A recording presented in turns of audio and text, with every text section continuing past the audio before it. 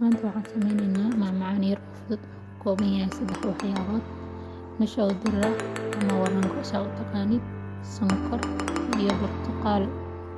Hadda waxaan sameyneynaa burtuqaalkaan soo shiidaynaa. Burtuqaalkana biyo waxaan ku shiidayn sidiisa waa inaan ku shiidaa.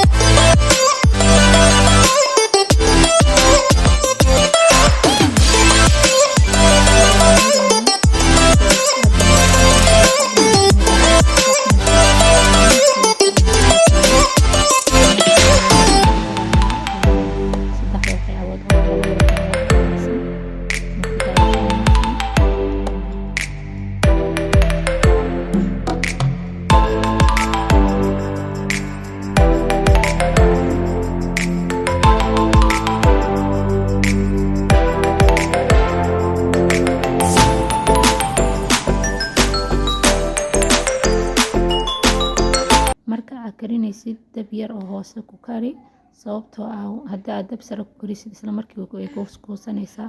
Waxyaalahan oo kaleetona dabka loogama tago lagumana dheereeyo ayada iyo labaniyada.